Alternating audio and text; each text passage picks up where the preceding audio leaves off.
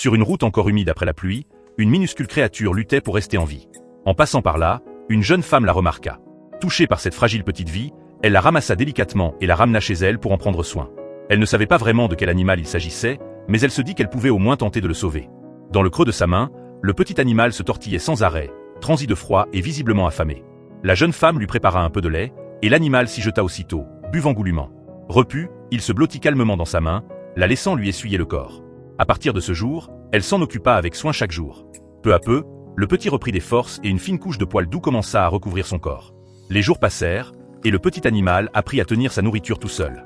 Ses gestes maladroits le rendaient d'autant plus attendrissant. C'est alors que la jeune femme découvrit avec étonnement qu'il s'agissait d'un petit hamster. Elle éclata de rire et se sentit encore plus attachée à ce minuscule être.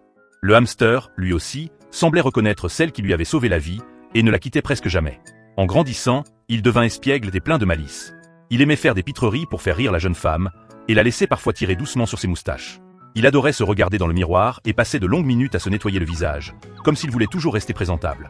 Et quand sa maîtresse ne lui prêtait pas assez d'attention, il la fixait de ses grands yeux ronds, l'air de lui reprocher son indifférence.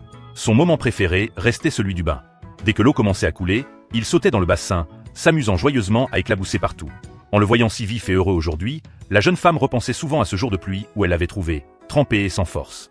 Qui aurait pu imaginer que cette minuscule boule de poils, autrefois au bord de la mort, connaîtrait un jour une vie si douce et pleine d'amour?